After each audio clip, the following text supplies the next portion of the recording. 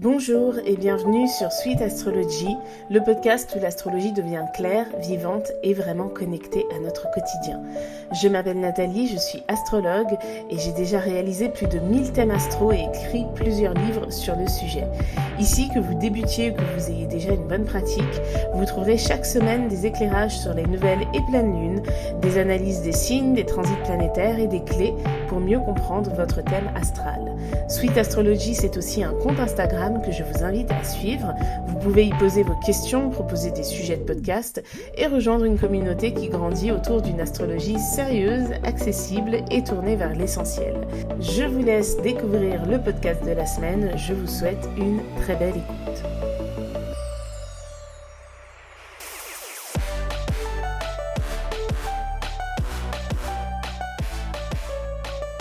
Bonjour, je suis contente de vous retrouver aujourd'hui pour la rediffusion d'un podcast que j'ai enregistré il y a quelques années.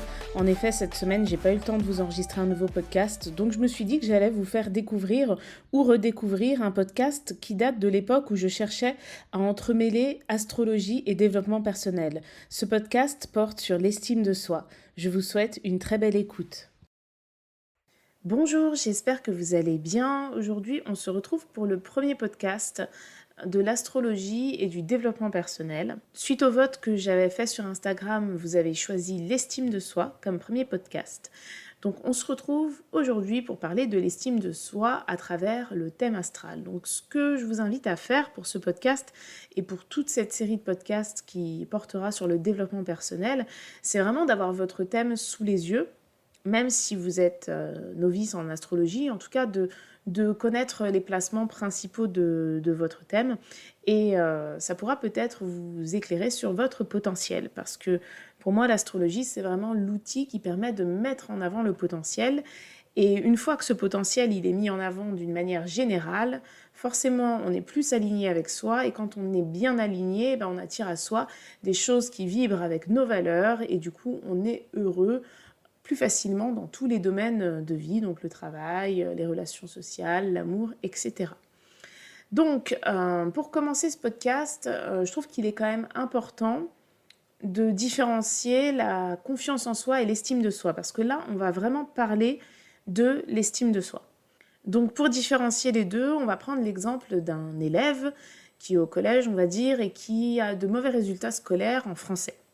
Et on va partir du principe que cet élève-là, il n'est pas intéressé par le français, c'est pas une matière qu'il considère importante, parce qu'il veut devenir sportif. Donc, cet élève qui a de mauvais résultats en français peut avoir une mauvaise confiance en ses capacités à réaliser une dissertation, par exemple, ou à bien s'exprimer, ou à prendre la parole devant les autres, ou à même faire peu de fautes d'orthographe, etc. Donc, il n'a pas de confiance en lui à ce niveau-là, mais son estime de lui, elle ne baisse pas, puisque dans son esprit, être mauvais en français, c'est pas grave. Parce que il ne voit pas le français comme étant une matière nécessaire par rapport au but qu'il a envie d'atteindre. Tandis que si ce même élève, par contre, il est mauvais en sport, ou en tout cas il se considère mauvais en sport, eh bien, vu qu'il a envie de devenir sportif, il considère quand même cette matière comme étant très importante. Donc, il aura à la fois une confiance en lui qui sera basse parce qu'il réalise qu'il n'a pas les capacités, en tout cas pas les capacités qu'il souhaiterait. Il se considère, lui, de sa vision, il se trouve nul en fait. Donc il a une faible confiance en lui à ce niveau-là. Mais là, on a aussi la faible estime de soi qui intervient puisque dans son idée, pour lui, être bon en sport, c'est important par rapport à ses objectifs de réussite. Donc c'est vrai que la confiance en soi, elle pose pas trop de problèmes à partir du moment où on a une estime de soi qui est saine. C'est-à-dire que, je prends mon exemple, par exemple, je suis nulle en dessin. Vraiment, je sais pas dessiner. C'est quelque chose qui a toujours été comme ça. Quand j'étais en troisième, c'était mon frère qui était encore en primaire qui faisait mes dessins parce que j'avais des mauvaises notes. Je sais pas dessiner. Mais ça me pose pas de problème en fait. Je sais que j'ai pas confiance en moi au niveau du dessin, c'est-à-dire que si demain on me dit qu'il faut participer à quelque chose, il va falloir dessiner, j'ai pas du tout confiance en moi. Mais comme dans mon système de valeurs et dans mes objectifs, c'est pas une qualité ou une capacité dont j'ai besoin, eh ben je manque pas d'estime de moi en fait. Parce que l'estime de soi, c'est vraiment les valeurs que l'on s'accorde en fait. Et les valeurs qu'on s'accorde par rapport à un jugement, à une auto-évaluation qu'on fait de soi-même. Donc ça se rapproche de l'image de soi. En fait, c'est le sentiment d'être, tandis que la confiance en soi, c'est l'état d'être. Donc, on a aussi la connaissance de soi, qui est le choix d'être, la vérité d'être, qui est la conscience de soi, et la façon d'être, qui est la création de soi. Et tout ça contribue au processus d'évolution de soi. Donc, le point commun avec tout ce que je viens de dire, la conscience de soi, la connaissance de soi, la confiance en soi, l'estime de soi, la création de soi, c'est le soi. Donc, en astrologie, c'est relié à tout ce qui représente l'ego, parce que ego, ça veut dire le moi, en latin. Donc, l'élément qui représente l'ego en astrologie, c'est l'élément feu. Donc déjà, quand je vois un thème d'une personne qui a une carence en feu, je peux me dire au premier abord que cette personne, elle peut manquer d'estime d'elle-même. Alors, c'est pas suffisant, bien évidemment, parce que avoir un thème en carence de feu, ça veut dire qu'il n'y a pas beaucoup d'astres, voire aucun qui se trouve en énergie feu, mais néanmoins, cette personne, elle peut aussi avoir le Soleil qui est conjoint à Mars, par exemple, le Soleil qui est conjoint à Jupiter. Et comme Mars et Jupiter, et le Soleil d'ailleurs, sont des astres qui représentent des énergies feu, tout de suite, ça donne un tempérament très fort. À voir aussi la position des astres. S'il y en a qui sont beaucoup dans la maison 5, par exemple, ou dans la maison 1, et qui sont des maisons reliées fortement à l'ego, eh bien, forcément que la carence en feu sera amoindrie, si vous voulez. Mais c'est vrai que d'un point de vue général, quand il n'y a pas beaucoup de feu, ben, il peut y avoir une faible estime de soi. Il faut savoir aussi que l'estime de soi, c'est pas quelque chose qui est figé. C'est quelque chose qui peut évoluer. Alors, selon ce que l'on rencontre dans la vie, hein, selon les épreuves que l'on vit aussi, par exemple, quand on réussit un examen sur lequel on misait pas forcément, et ben on peut avoir l'estime de soi qui remonte. Quand on se fait larguer, forcément qu'on a l'estime de soi qui est plus basse. Enfin, je dis forcément, non, pas forcément, parce que nous sommes responsables et nous sommes maîtres de nos émotions. Donc, ce que font les autres, ce n'est pas ça qui doit normalement, hein, je dis bien normalement, jouer sur notre estime de soi. Mais comme on est des êtres humains et qu'on on réagit aussi par l'émotionnel et que c'est inconsciemment beaucoup plus simple de rejeter tout ça sur les autres, hein. Alors, ça paraît peut-être un peu dur ce que je dis, mais forcément que quand on se fait larguer, par exemple, on en veut à l'autre, quand on se fait aussi tromper, par exemple, si on se fait humilier par quelqu'un au travail. Enfin, je donne des exemples un peu durs, mais dans tous ces cas-là, aussi difficile soit la situation, il faut savoir que les autres ne sont pas responsables de nos émotions. Donc c'est vraiment quelque chose d'intérieur à nous qui fait que l'on conserve ou non notre estime de soi. Ensuite, le second élément qui la représente, à mon sens, c'est l'élémentaire. Alors, pourquoi ? Parce que l'élémentaire, c'est surtout pour le côté relié au taureau et à la Vierge. Parce que le taureau représente de base la maison 2, la Vierge représente la maison 6, et la Vierge, elle a ce besoin de se sentir utile. Et le taureau, lui, il a un grand besoin de sécurité. Donc forcément que par rapport à notre système de valeurs, si on se sent utile et qu'on se sent aussi en sécurité par rapport à ce que l'on a construit, donc si on a fait des études et qu'on a un travail, qu'on a un logement, on a plus d'estime de soi que si on est en train de crécher chez les copains à chaque fois parce qu'on n'arrive pas à trouver un appart. Donc je prends toujours des exemples qui sont les grands opposés, hein, mais une fois de plus, ce n'est pas figé. Si vous écoutez ce podcast et que vous traversez une période où vous vivez effectivement chez un ami, une fois de plus, l'estime de soi, c'est ce que je dis, ce n'est pas quelque chose qui est figé, et ce genre de situations, elles ne sont pas faites pour durer. Donc, il n'y a pas du tout de jugement de valeur dans ce que je raconte, vraiment. Je donne vraiment des exemples pour que ce soit clair. Et donc, c'est pour ça que, selon moi, l'élémentaire et l'élément feu sont des éléments qui donnent quand même pas mal de renseignements sur l'estime de soi. Donc, ça arrive des fois d'avoir un thème, par exemple, qui a dominante air et eau. Donc, qui peut avoir 80% des astres, voire 90% des astres qui sont dans l'air et dans l'eau. On peut constater chez ces personnes, par exemple, que l'estime de soi, elle peut être un peu occultée ou laissée dans quelque chose d'imaginaire et pas forcément prise en considération parce que, justement, il y a une carence en feu et une carence en terre. Et en plus, les énergies eau et air sont des énergies, si je puis dire, immatérielles, dans le sens où le feu, il détruit la matière, et où la terre, c'est la matière. Tandis que l'eau, c'est les émotions, c'est la vie intérieure, c'est l'instinct, c'est l'intuition, et l'air, c'est tout ce qui est relié au cérébral, et à la communication, mais aussi aux pensées et à l'apprentissage. Donc, ce sont des éléments, l'air et l'eau, qui ne sont pas des éléments compatibles, mais qui ne sont pas non plus des éléments qui se détruisent l'un et l'autre, si vous voulez. C'est-à-dire que le feu détruit la terre, ça c'est un fait. L'eau, elle éteint le feu, effectivement. Mais l'air et l'eau, ils ne se mélangent pas. Enfin, je veux dire, quand on est dans l'eau et qu'on respire, ça fait des bulles qui ne se mélangent pas à l'eau. Et voilà. Mais il n'y a pas de destruction comme entre l'eau et le feu et la terre et le feu. Donc c'est vrai que ces énergies qui sont plus imperceptibles, c'est des énergies qui ont plus tendance à être influençables et à être aussi au contact des autres et à peut-être faire parfois trop pour les autres ou alors plus considérer les autres et ses ressentis vis-à-vis des autres, avoir besoin de communiquer, d'échanger, d'être entouré pour l'énergie air et puis alors avoir besoin de partager sa sphère émotionnelle pour l'énergie eau par exemple. Donc ces énergies-là, par définition en fait, elles vibrent moins d'estime d'elles-mêmes que les énergies terre et feu. Donc c'est pour ça que déjà, au premier abord, c'est important de regarder les éléments. Ensuite, on parle ici du moi, donc de l'ego, parce que l'ego c'est moi en latin, et l'ego est représenté par le soleil. Donc bien évidemment, la position du soleil dans le thème, le signe dans lequel il se trouve, la maison dans laquelle il se trouve et les aspects qu'il reçoit vont effectivement jouer considérablement sur l'ego.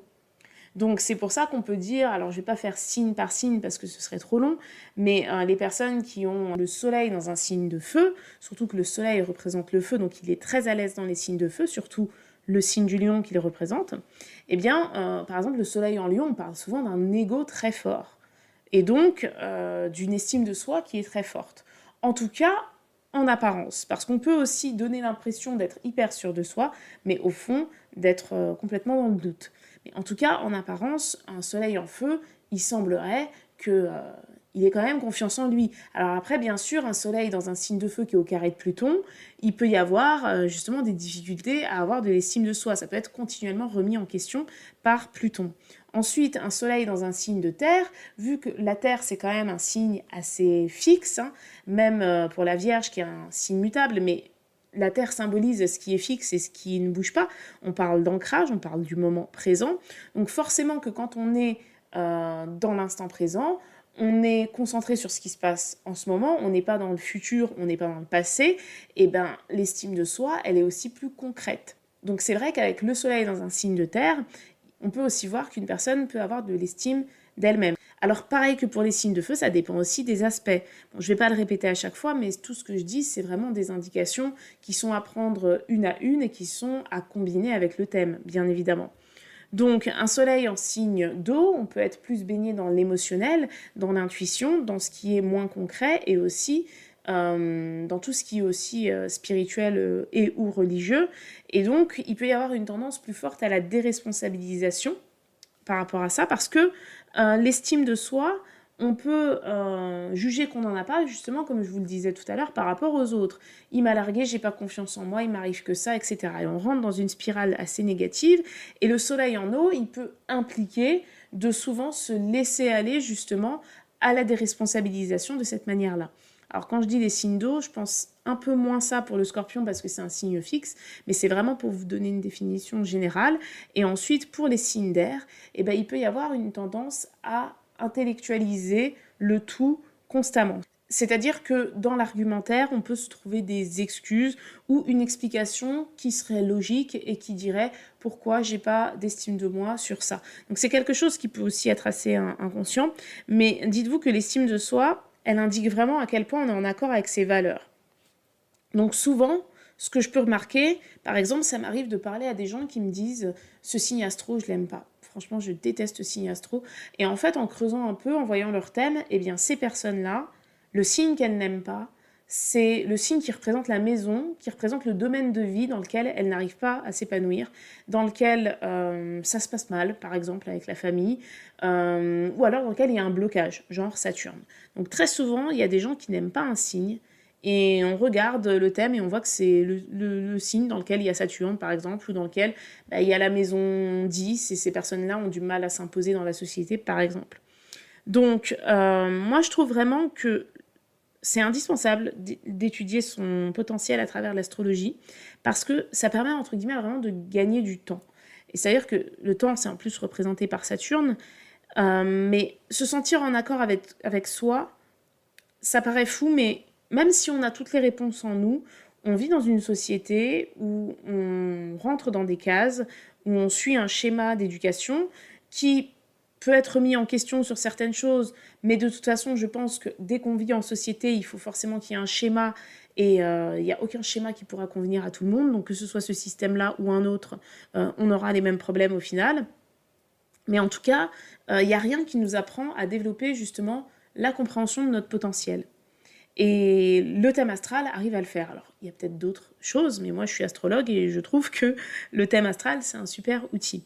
Et donc, quand je dis que ça permet de faire gagner du temps, c'est que forcément, que quand on sait que Saturne, c'est une planète qui impose des blocages, des freins, et qu'elle est dans un domaine de vie, ou alors qu'il y a un domaine de vie avec lequel on ne se sent pas bien, etc., et qu'il y a une explication astro derrière, et le fait de savoir que ce domaine de vie-là, il va mettre plus de temps pour atteindre une réalisation sur le long terme, une réalisation stable, eh bien, c'est plus facile à accepter plutôt que de se comparer aux autres qui sont en avance, si je puis dire, sur ce domaine-là, mais ça ne veut pas dire qu'ils sont en avance sur tout dans leur vie. C'est exactement le même principe que quand un enfant marche très rapidement, et puis son frère ou sa sœur, lui, il marche pas, mais il a parlé beaucoup plus vite, par exemple. Donc chacun va à son rythme, et dans les domaines de vie, on est toujours des bébés qui essayent de marcher, donc c'est exactement le même procédé. Parce qu'on a tous un domaine de vie qui prendra plus de temps que d'autres, et qui se réalisera sur le long terme, et c'est ok. Donc si le soleil représente l'ego et donc l'estime de soi, il est important aussi de regarder la maison qui se trouve dans le signe du lion. Parce que ça veut dire que c'est à travers ce secteur de vie-là que l'ego va se nourrir et que donc on peut gagner de l'estime de soi. Parce que, rappelez-vous, l'estime de soi, c'est être en accord avec les valeurs. Donc c'est s'auto-évaluer et se dire mes valeurs c'est ça et j'avance dans le sens de mes valeurs. Donc par exemple, moi j'ai une valeur qui dit on ne vole pas par exemple. Eh bien si un jour je suis avec des personnes et que ces personnes-là, je dis n'importe quoi, hein, elles volent des stylos à Monoprix et que je me mets à voler un stylo avec elles, eh ben je vais pas avoir une bonne estime de moi parce que je vais contre mes valeurs en fait. Donc garder une bonne estime de soi, c'est aussi ne pas être influençable lorsque l'on nous fait aller vers quelque chose qui ne colle pas avec nos valeurs. Donc le manque d'estime de soi, il peut aussi être représenté par tous les signes mutables, si je puis dire, surtout le signe des poissons, qui est le signe influençable par excellence. Donc en tout cas, c'est important de regarder la maison qui est en Lion, parce que la maison qui est en Lion, elle indique un domaine de vie dans lequel l'ego peut être très satisfait dès lors qu'il y a une réalisation.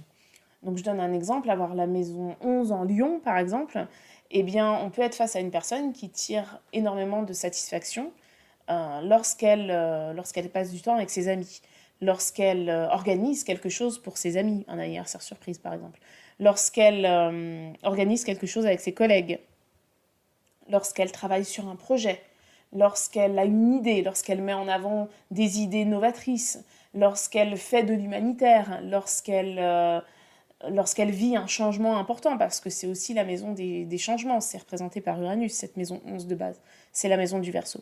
Donc vous voyez, c'est pareil je sais pas moi, pour la maison 6 en Lion, par exemple. Donc, quand on a la maison 6 en Lion, eh ben, on tire une grande satisfaction vis-à-vis du secteur 6, donc tout ce qui touche le travail quotidien, tout ce qui touche le fait aussi d'être organisé, le fait d'être autodiscipliné.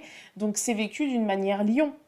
Donc, ça peut être vécu de diverses manières, hein, d'une manière beaucoup plus chill ou beaucoup plus reliée à la réussite. Hein, ça dépend de quel côté... ça dépend quel est le côté qui prédomine sur le thème par rapport à cette maison, et de la position du soleil aussi, puisque le soleil représente l'énergie lion.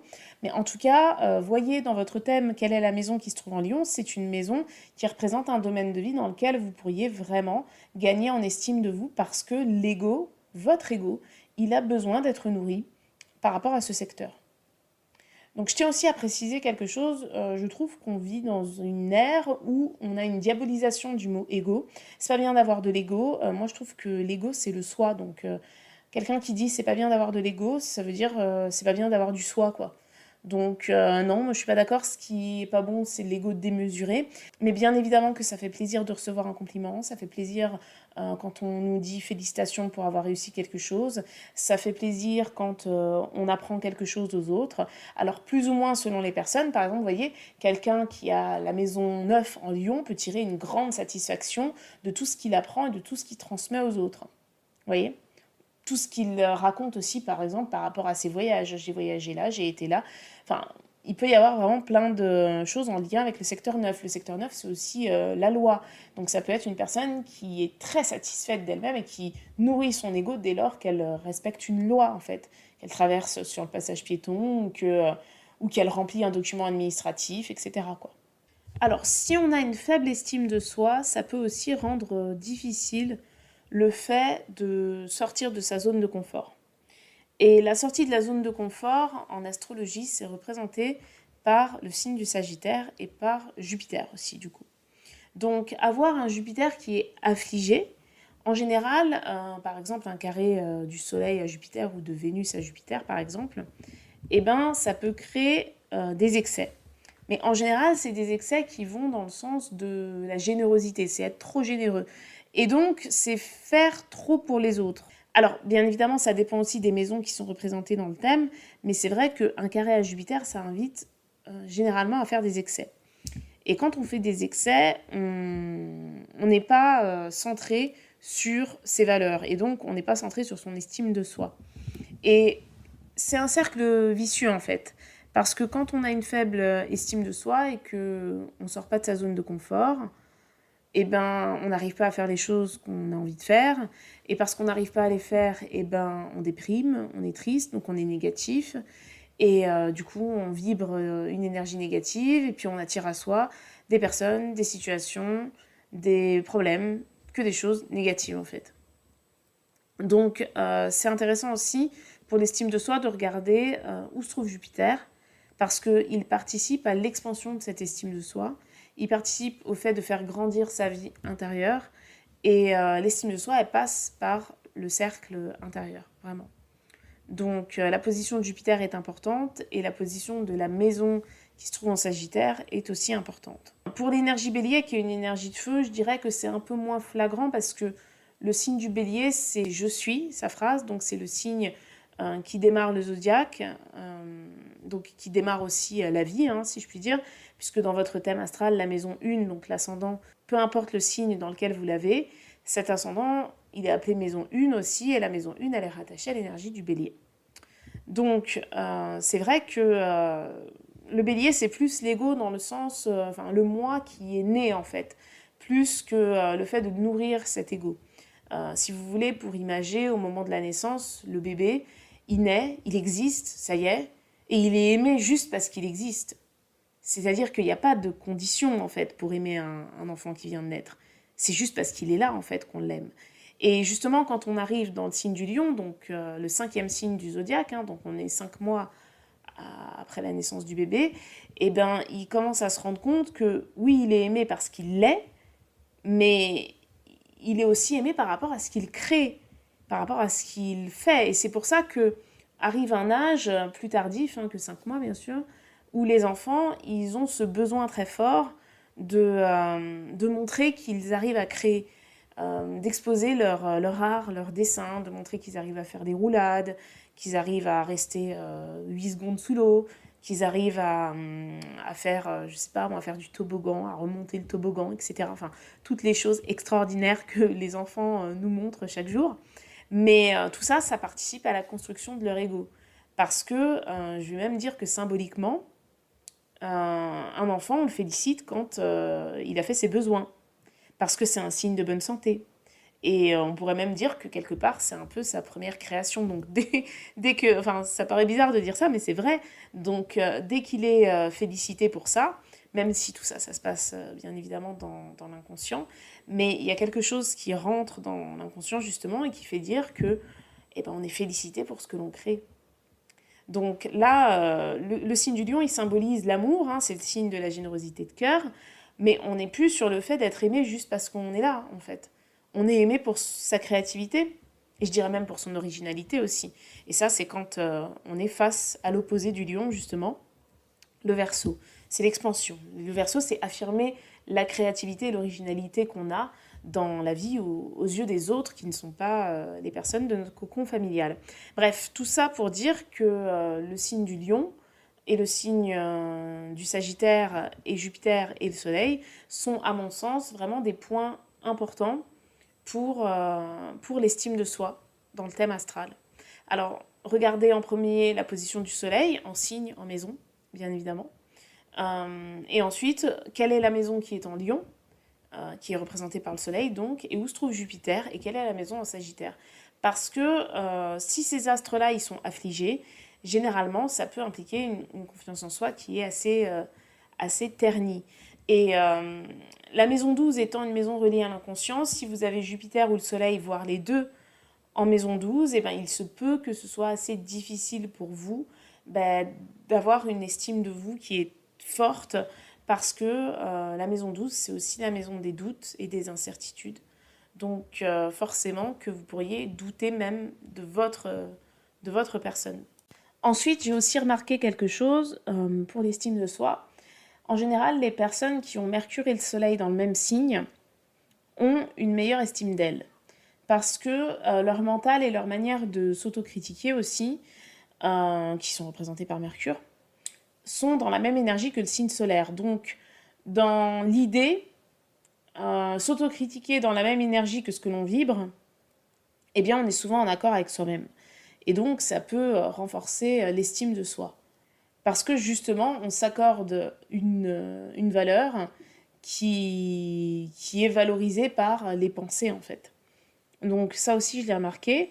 Alors bien évidemment, ça dépend de votre thème, hein, parce que, je sais pas moi, une personne qui est cancer et qui a Mercure en Gémeaux, par exemple, et qui a l'ascendant qui est dans le signe du Verseau, et qui a Mercure qui est au trigone de l'ascendant, mais forcément que Mercure, il agit de manière très harmonieuse sur l'ascendant, et donc ça peut donner de l'estime de soi.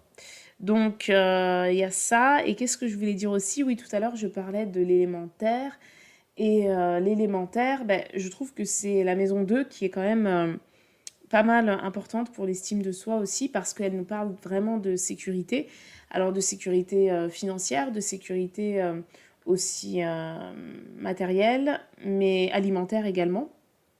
Donc, quand on est en accord avec soi, vis-à-vis de ce secteur-là et qu'on se sent en sécurité et qu'on sent que l'on ne manque de rien, on peut avoir une meilleure estime de soi que des personnes qui sont constamment, par exemple, dans le doute. Alors maintenant, je vais faire un petit récap signe par signe pour terminer.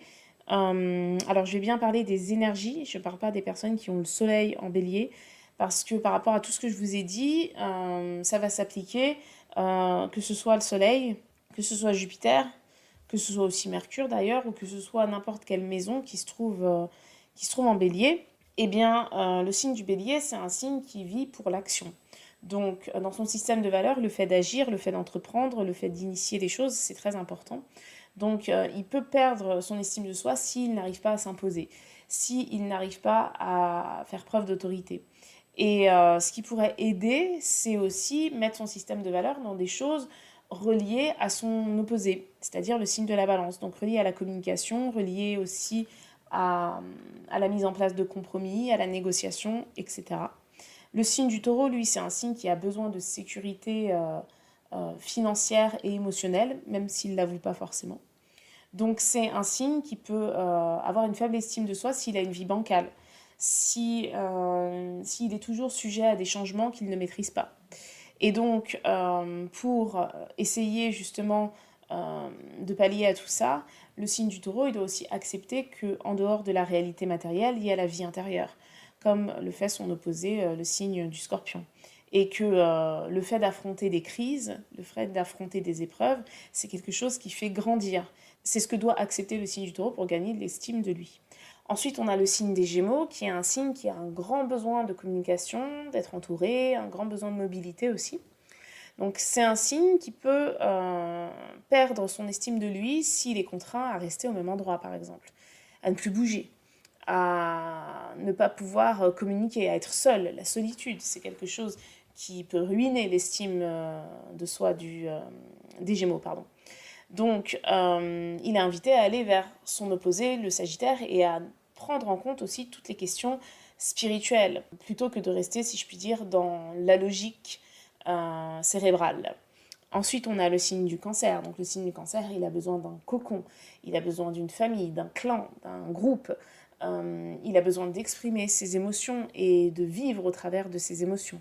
Donc, le Cancer, il perd son estime de lui si on méprise ses émotions, si il est obligé de prendre des décisions qui sont rationnelles et qui ne prennent pas en compte les sentiments, l'intuition, etc. Donc souvent, on apparente le signe du Cancer à un signe qui peut être immature et qui peut être aussi lunatique. Donc c'est très difficile pour le Cancer, il peut perdre son estime de lui lorsqu'il est obligé de statuer tout de suite, rapidement par exemple, et de ne plus jamais changer d'avis. Et donc le Cancer, il doit aller vers son opposé, le signe du Capricorne, pour prendre, si je puis dire, en maturité, pour prendre en sagesse aussi, et en patience. Parce que le signe du Cancer, c'est un signe qui n'est pas forcément très patient, dans le sens où l'émotionnel peut facilement l'envahir, et c'est pas agréable de garder ça, de porter des émotions avec soi sur le long terme. Ensuite, on a le signe du Lion. Alors le signe du Lion, lui, il trouve sa satisfaction justement en faisant preuve de leadership, en ayant un côté très épicurien, un peu comme le Taureau. Donc il perd son estime de lui s'il ne réussit pas, tout simplement, par rapport à son système de valeurs. Bien évidemment, il perd son estime de lui si il n'a pas aussi l'approbation des autres ou le retour des autres, vraiment. Et le Lion, pour augmenter son estime de lui, il doit aller vers le Verseau et gagner quand même en indépendance. Parce que le signe du Verseau, c'est un signe qui, effectivement, a besoin d'énormément de connexion sociale, qui a besoin du groupe, mais qui est quand même très indépendant. Et le Lion, il a besoin de ça pour gagner en estime de lui. Ensuite, on a le signe de la Vierge, qui est un signe organisé, qui est un signe sensible aussi, on n'en parle pas assez, qui est un signe pragmatique, qui lui, justement, alors, je ne peux pas dire que la Vierge, elle a peur des changements, parce que c'est un signe mutable et qu'elle a quand même un caractère assez adaptable, mais elle peut perdre son estime d'elle lorsqu'elle est confrontée à quelque chose qui amène au doute, en fait. Lorsqu'elle doute, lorsqu'elle a peur aussi, par exemple, lorsqu'elle n'arrive pas à statuer sur quelque chose, lorsque les choses ne sont pas forcément rationnelles. Et du coup, pour gagner en estime d'elle, la Vierge, il faut qu'elle s'ouvre absolument à son opposé et donc à une vie qui est aussi centrée sur la sphère spirituelle et irrationnelle. Je trouve que c'est particulier, l'axe Vierge-Poisson, parce que c'est l'axe qui délimite la moitié et la fin du zodiaque. Et ce sont des signes qui sont en perpétuelle quête de perfection, rationnelle pour la Vierge et déconnectée de la réalité pour les Poissons. Et en fait, c'est vraiment... Alors, tous les signes opposés sont des signes opposés, mais eux, ils sont vraiment... Enfin, je trouve que il ne peut pas y avoir plus opposé que les Poissons et la Vierge. Donc, ça peut être vraiment plus difficile pour ces énergies-là de gagner une bonne estime de soi. Là où elles seront meilleures, hein, si je puis dire, alors je dis pas que c'est pas possible, hein, vraiment, c'est pas ça que je suis en train de dire, mais le chemin peut être un peu plus laborieux parce que ce sont des énergies qui, elles par contre, n'ont aucun mal à se mettre à la place des autres et à ressentir ce dont les autres ont besoin, sur le plan pragmatique pour la Vierge et sur le plan spirituel, émotionnel pour les Poissons. Donc ensuite, on a le signe de la Balance. Donc le signe de la Balance, c'est un signe qui cherche sa complémentarité sans cesse avec l'autre. Et donc c'est un signe qui peut avoir une mauvaise estime de lui lorsqu'il est seul, lorsqu'il est rejeté ou lorsqu'il a l'impression d'être rejeté. lorsque on ne veut pas, par exemple, l'écouter ou lorsqu'elle est face à un conflit, etc. Donc, la balance, pour gagner en estime d'elle-même, elle doit aller vers le bélier et imposer un peu plus sa volonté, plutôt que de se plier en quatre pour faire en sorte que les relations durent sur le long terme et au final ne pas avoir ce qu'elle veut. Ensuite, on a le signe du scorpion, qui est un signe déterminé, qui est un signe puissant et qui peut avoir une part très sombre. Et ce signe-là, en fait, il perd son estime de lui lorsqu'il perd le contrôle, en fait. Lorsqu'il ne maîtrise pas les choses, et parfois même lorsqu'il ne maîtrise pas les autres. Il a besoin de comprendre ce que les autres ressentent, etc. Par exemple, l'énergie scorpion, lorsqu'elle est face à une personne qui ne laisse pas du tout percevoir ce qu'elle pense, il peut être vraiment très perturbé. Et le fait de ne pas réussir à déceler ce que les autres ressentent, par exemple, ça peut être une cause de baisse d'estime de soi pour l'énergie scorpion. Donc cette énergie, pour gagner en estime d'elle, elle doit aller vers son opposé. Et son opposé, il lui dit de lâcher un peu la pression, aussi d'apprécier ce qui a déjà été fait, d'avoir un côté peut-être un peu plus épicurien, et puis aussi d'admettre quelque part qu'il y a des besoins affectifs et un besoin de sécurité, et que même en contrôlant sa vie de A à Z, le scorpion, il aura toujours besoin de plus de contrôle. Donc il faut relâcher la pression. Ensuite, on a le signe du Sagittaire. Donc le signe du Sagittaire, c'est un idéaliste, c'est l'aventurier du zodiaque. Eh bien, je pense que le signe du Sagittaire, sa plus grande peur, si je puis dire, ce qui peut faire baisser son estime de lui, c'est justement avoir une vie où il se sent enfermé, où il se sent cloisonné dans un cocon, dans une manière de faire, etc. Où il n'a pas la liberté à laquelle il aspire. Et du coup, il est invité à aller vers son opposé, le signe des Gémeaux, qui se contente quand même des choses simples. C'est-à-dire que l'énergie Sagittaire, elle peut vouloir, comme en plus c'est une énergie de feu qui est reliée à l'ego de base, comme je l'ai expliqué tout à l'heure, ça parle de la sortie de sa zone de confort. Donc le paradoxe avec le Sagittaire, c'est qu'il peut vouloir sortir de sa zone de confort juste pour sortir de sa zone de confort, sans forcément avoir de but, et c'est d'ailleurs le problème, hein, c'est pour ça qu'il part dans tous les sens. Et du coup, à l'inverse de pas mal d'autres signes, c'est pas sortir de sa zone de confort qui l'aide à avoir une meilleure estime de lui-même, mais c'est plutôt retourner vers des valeurs simples qu'il a déjà connues, mais qu'il a peut-être un peu oubliées, tellement il cherche à aller plus loin, plus haut et à voir plus grand sans cesse.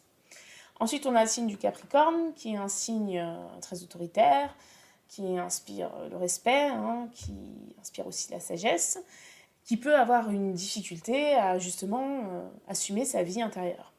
Donc, le signe du Capricorne, lorsqu'il vit par exemple une rupture forte, lorsqu'il a un projet qui n'aboutit pas, lorsque l'image qu'il a de l'autorité qu'il doit avoir est atténuée, parce qu'il est faible, parce qu'il est sensible, enfin, parce qu'il est faible, parce qu'il est faible selon ce que lui estime être de la faiblesse, hein, par exemple, eh bien, il peut perdre en estime de lui, parce que si pour lui pleurer c'est être faible, le jour où il pleure forcément, il se considère comme faible.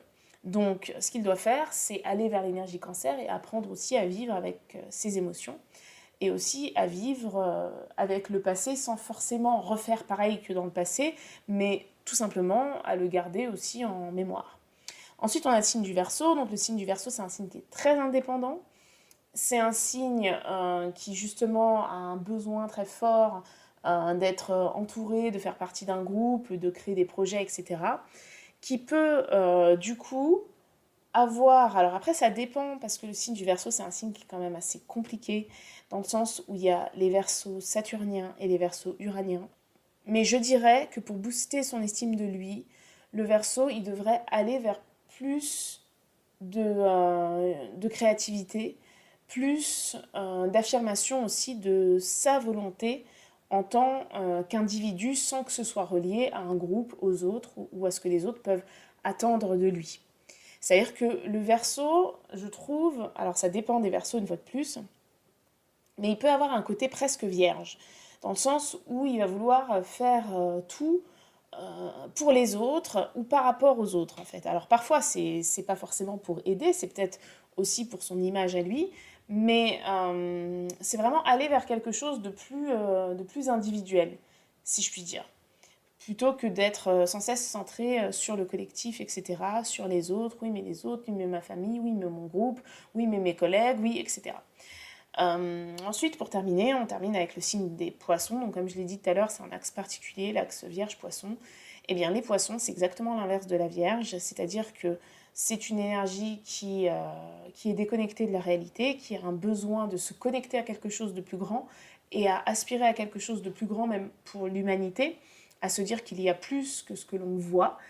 Eh bien, elle peut avoir une mauvaise estime d'elle-même, justement, lorsque elle est confrontée, alors, si je puis dire, à la réalité, lorsqu'elle doit construire quelque chose de complètement rationnel, et du coup, elle est invitée à aller vers l'énergie vierge pour justement trouver le juste milieu, et je pense que c'est le juste milieu le plus difficile à trouver entre ces deux signes, entre la vie complètement irrationnelle et la vie complètement rationnelle, entre l'immatériel et le matériel.